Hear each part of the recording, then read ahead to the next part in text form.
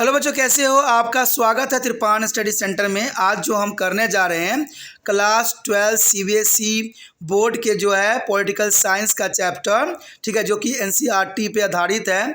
Contemporary south Asia ये chapter हमारा है जो काफ़ी महत्वपूर्ण है, यानी समकालीन दक्षिण एशिया। इसमें हम दक्षिण एशिया के विषय में विस्तार पूर्वक चर्चा करेंगे और हर एक पहलू पर प्रकाश डालने की कोशिश करेंगे। इस जो है वीडियो में हम क्वेश्चन आंसर के अंतर्गत जो है करेंगे, समझेंगे क्वेश्चनों को और उसके आंसर को एनालाइजिंग करेंगे, तो काफ़ी महत्वपूर्ण रहने वाला है। ठीक है, क्वेश्चन क्या होगा वो काफ़ी महत्व रखेगा। ठीक है, लेकिन आपको पता है कि क्वेश्चन स्टार्ट करने से पहले एक बात जो मैं हमेशा कहता हूँ, जिसको आपको सोचना भी चाहिए, विचार भी करना चाहिए और इवन अमल भी करना चाहिए, वो ये है कि जब भी वीडियो देखिए पूरा देखिए, क्योंकि अधूरा जानकारी सदैव खतरनाक होता है। साथ में एक इम्पोर्टेंट बात ये भी रहता है, अगर आप पहली बार वीडियो देख रहे हो तो लाइक शेयर सब्सक्राइब करना मत भूलना, क्योंकि दोस्तों लाइक कीजिएगा तो बनाने वाले का मनोबल बढ़ता है, सब्सक्राइब कीजिएगा तो इससे ये होता है कि जब भी मैं कोई वीडियो डालूंगा उसका नोटिफिकेशन आपको समय रहते मिल जाएगा। और देखिए शेयर का मतलब ये होता है कि आपके थ्रू ना जाने किन बच्चों को हेल्प मिल जाए, ये आप भी नहीं जानोगे, इसलिए जो है आप शेयर जरूर करो। ठीक है, व्हाट्सएप स्टेटस पे भी लगाओ। दोस्तों एनएसएस सेंटर जो है कई मानने में बहुत से बच्चों के लिए हेल्पफुल है, चाहे वो 8th क्लास हो, 9th 10th 11th 12th हो, चाहे वो एनआईएस बोर्ड के बच्चे हों, ठीक है, चाहे बीए एमए के बच्चे हो, सभी क्लासों के लिए कुछ ना कुछ जो है त्रिपान एनएसएस सेंटर में उपलब्ध है। तो इसलिए आपके लिए ज़रूरी है कि आप सब्सक्राइब करके इसको चैनल को जो है सेव कर लो, नहीं तो बाद में अगर रिसर्च करोगे तो शायद आपको ये चैनल प्राप्त ना हो। तो इसलिए सोचना नहीं, विचार नहीं करना है, सब्सक्राइब करके जो है अपने पास सेव करना है। दोस्तों ये तो बात था आपके लिए, लेकिन आप देखते हैं हमारा आज टॉपिक क्या है। Next fifth question is the most important here. Explain the cases of the ethnic conflict in Sri Lanka. You know that there's a most important questions here. Explain the causes of ethnic is a conflict in Sri Lanka here. The cases of the ethnic conflict where is important. The first point here, the bone of contentions was the reasons of Ceylon's, which was represented by their majority Sinhala group. The majority of Sinhala groups here, and they opposed their migration and settlement of Tamilians from India in their region. There is the most important majority of Sinhalas of group here Sri Lanka, and here settlement of Tamilians from India. There is a reasons. There is a migration persons here, and according to the group of Sri Lanka was only for a Sinhal peoples and not for a Tamil. There is a more important. The Sri Lanka was only for Sinhal peoples, not a Tamil here. The attitude of Sinhal people led to the establishment of Liberation Tiger of Tamil Eliam, means LTTE, and military and organization which are desire for the separate country. Know that there is a most important here conflict next year. The next year, there was a pressure on government of India by the Tamili of Indian origin to the intervene in the matter. There was a pressure on the government of India by the Tamili of Indian organized to intervene in their matter. And the next year, hence the government of India tried to be negotiate with their government of Sri Lanka on Tamili question. But direct involvement was in the year 1987. It's important. India is considered to be sent troops to be Sri Lanka for the preservation of the relation between Tamil and Sri Lanka government here.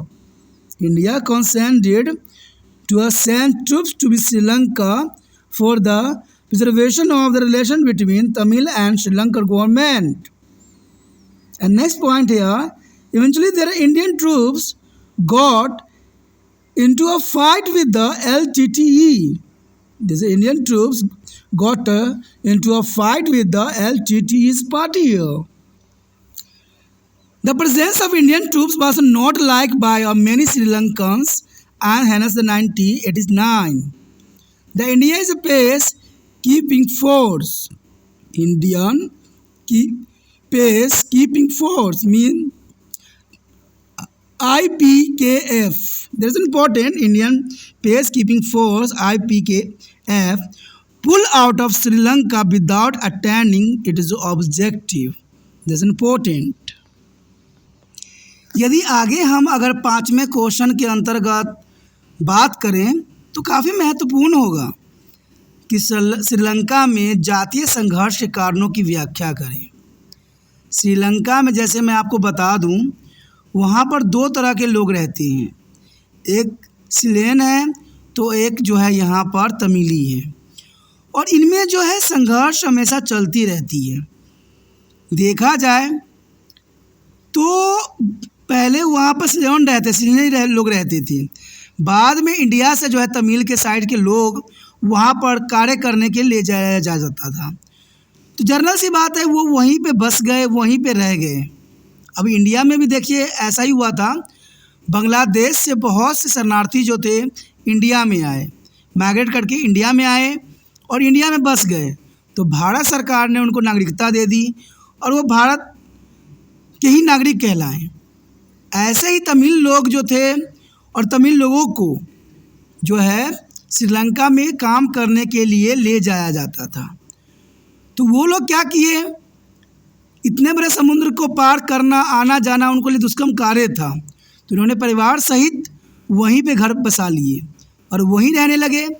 लेकिन यहाँ पर प्रश्न ये उठता है कि श्रीलंका के government ने उनको कभी भी श्रीलंका के नागरिक नहीं समझा, हमेशा उनको इंडिया के ही नागरिक समझा, जिसके कारण जो है जाति संघर्ष वहाँ पैदा हो गया।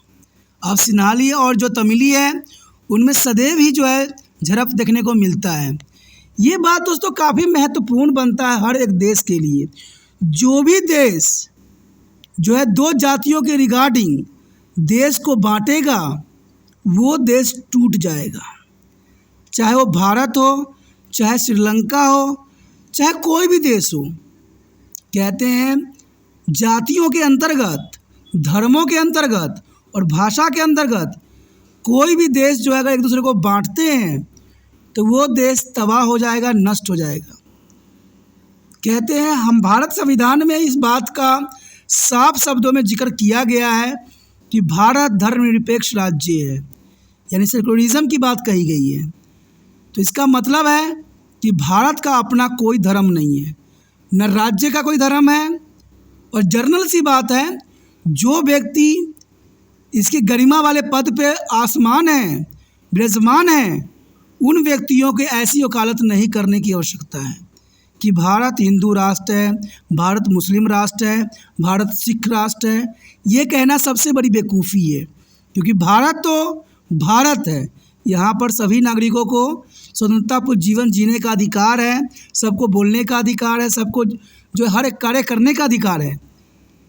और जब भी ये भाषा के अंतर्गत, धर्म के अंतर्गत बांटेंगे, तो जैसे तमिली में और सियाली में हो रहा है, वैसे भारत में भी संघर्ष देखने को मिल जाएगा।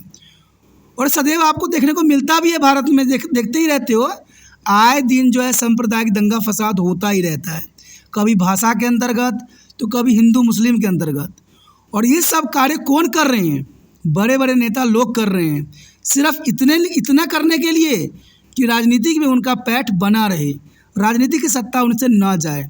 इसलिए एक दूसरे की सरकार को नीचा दिखाने के लिए इस तरह के जो है वो प्रबंधे अपना रहे हैं, जो सही नहीं है। इसमें वो हिंदू मुस्लिम को लड़ा के ये दिखाना चाहते हैं कि हम तो हिंदू के साथ हैं, तो कभी वो मुसलमान के साथ अपने आप को दिखाते हैं। और उनका एक ही एजेंडा होता है कि इलेक्शन हम कैसे जीतें, कैसे हम जो है लाख को जो है 10 करोड़ या 50 करोड़ में कन्वर्ट करें। यही सभी राजनीतिक नेता का मकसद होता है। मैंने आज तक किसी भी नेता को ये भावना नहीं देखा कि वो देश के लिए कुछ करता हो। बहुत से नेता अपने आप को ये कहते हैं कि हम देश के लिए कर रहे हैं, लेकिन इनका सिर्फ मकसद ये होता है, या तो वो पार्टी को बचाने के फिराक में रहते हैं, या वो जो है अपने घर को बसाने के चक्कर में रहते हैं। 2 ही उनका मकसद होता है।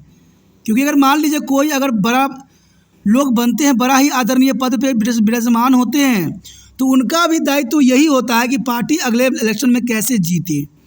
इसलिए सारे फैसले जो होते हैं पार्टी के अंतर्गत लेने लग जाते हैं। आपने सोवियत यूनियन का जो है, यानी आपने यूएसएसआर का विघटन भी देखा था गलवाचों ने बहुत वहाँ प्रयत्न किया अपने देश को बचाने के लिए, लेकिन वहाँ पर अपने ही पार्टी के लोगों ने जो है उनका साथ नहीं दिया।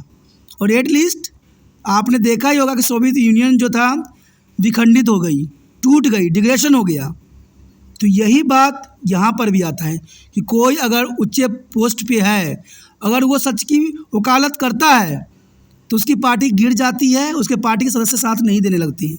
इसलिए बड़े बड़े नेता लोग जो होते हैं वो पार्टी के ही गुणगान करते हैं और पार्टी के लिए ही कार्यरत होते हैं।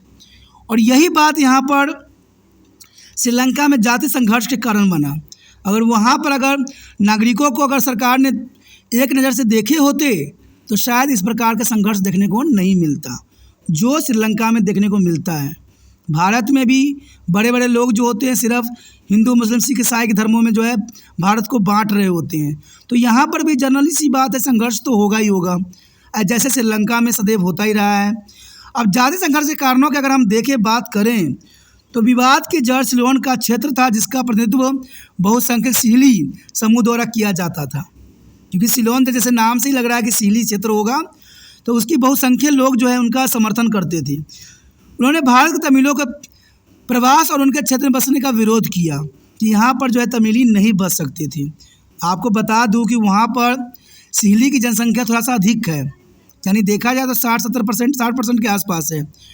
और तमिली जो है 20 से 30% के अंतर्गत है। लेकिन कहते हैं जितनी भी प्रतिशत हो, अगर वो देश का नागरिक है तो देश के नागरिक कहलाएंगे, ना कि वो तमिली कहलाएंगे, ना ही वो सिहली कहलाएंगे। जर्नल सी बात है, क्योंकि आप उस देश के नागरिक हो तो उस देश के नागरिक कहलाओगे। जैसे भारत में चाहे हिंदू बस रहा हो, चाहे मुस्लिम बस रहा हो, चाहे सिख, चाहे ईसाई, चाहे जैन, चाहे फारसी हो, सब हिंदुस्तान देश के जो है सपुत्र हैं। ये कोई धर्म के अंतर्गत नहीं बांटा गया है। धर्म तो उनको अच्छे रास्ते पर लेके चलना सिखाता है, अच्छी बातें सिखाता है। और देखिए, धर्म को अनुसरण आप घरों में कीजिए, बाहरी क्षेत्र में आप सिर्फ हिंदुस्तानी बनिए। यही हमारा दायित्व होना चाहिए, यही हमारी सोच होनी चाहिए। तभी हमारे देश में भाईचारे की भावना जन्म लेगी। कि आप घरों में रहते हो, घर में पूजा पाठ ठीक है करते हो, कर्मकांड करते हो, वो सारे धर्म के अंतर्गत होता है। लेकिन जैसे आप सार्वजनिक जगह पर जाते हो, कहीं बाहर जाते हो, तो वहाँ पर धर्म नहीं होती है। वहाँ पर आप हिंदुस्तानी हो, आप इंडियन हो, ठीक है, आप भारत के वासी हो। तो उस तरह से कार्य करना चाहिए। ना कोई हिंदू है, ना कोई मुस्लिम है, ना कोई सिख है, ना कोई ईसाई है, ना कोई जैन धर्म है, सब के सब हिंदुस्तानी है।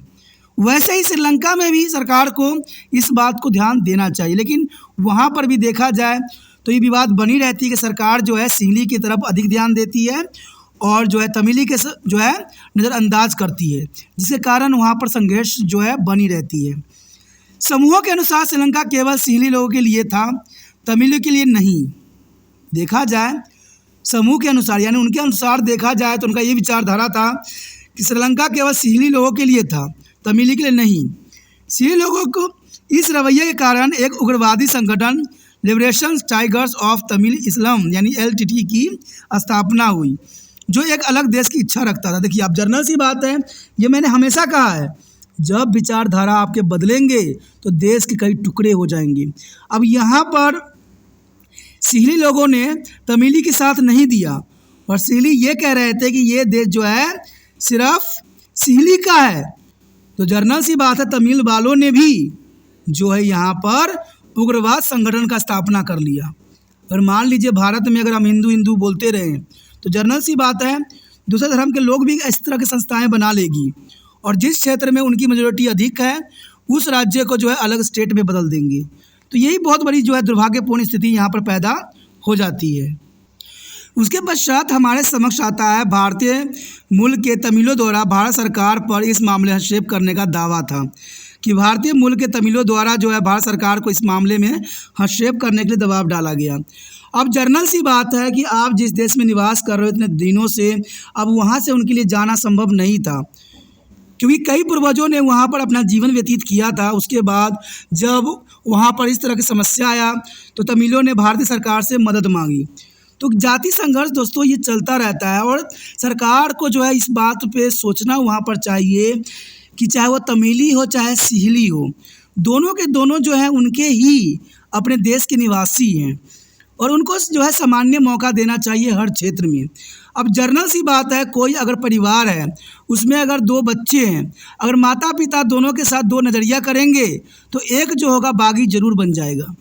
और वही हर एक देश की रूल रेगुलेशन होना चाहिए कि अगर कोई बड़े पोस्ट पे है तो उसके लिए सभी एक सामान्य हैं, ठीक है। ये हर एक व्यक्ति को सोचना चाहिए और यही श्रीलंका बात को नहीं समझ पा रही है, श्रीलंका की सरकार नहीं समझ पा रही है, जिसके कारण वहाँ पर जातीय संघर्ष सदैव बनी रहती है। आगे अगर हम अगले पॉइंट पे बात करें तो कहते हैं भारत सरकार ने तमिल प्रश्न पर श्रीलंका सरकार से बातचीत करने का प्रयास किया है, लेकिन सीधी जो है समझौता साल जो है 1987 में हुई, लेकिन फिर भी जो है बात नहीं बन पाया क्योंकि जर्नल सी बात है, सरकार ये मानने को तैयार ही नहीं है। तो इन कारणों से जो है वहाँ पर जो है हमेशा संघर्ष बनी रहती है। इसमें ये नहीं कि भारत सरकार ने कोशिश नहीं किया, बहुत किया।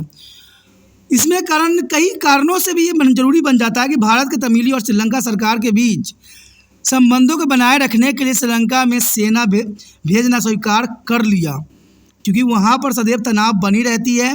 इसलिए भारत सरकार ने तमिली और श्रीलंका सरकार के बीच संबंधों को बनाए रखने के लिए श्रीलंका में अपनी सेना भी भेजी कि वहाँ पर शांति बनाया जा सके।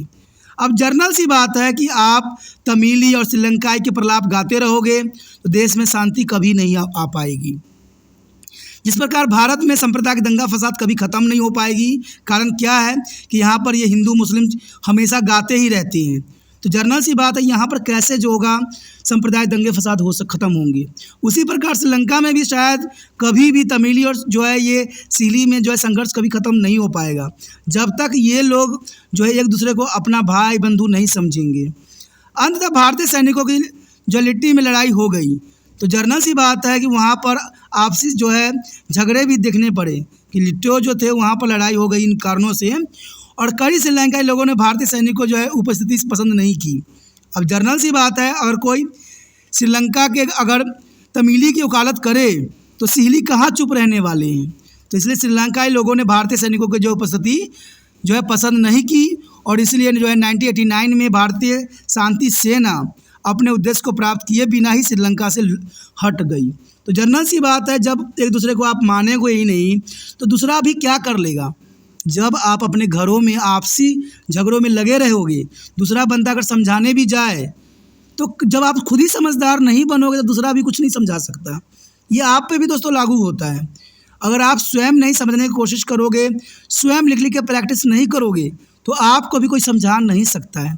चाहे आप जितना मर्जी वीडियो देख लीजिए, जितना मर्जी जो है आप दूसरे लोगों को समझिए, आपको कहीं से भी समझ नहीं आएगा जब तक आपका स्वयं ही इच्छा पढ़ने पर नहीं जागेगा।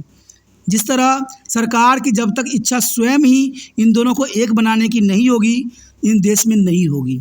रीजन्स यही है और यही हर क्षेत्र में रहता है, चाहे वो भारत हो, चाहे श्रीलंका हो, चाहे पाकिस्तान हो, चाहे बांग्लादेश हो।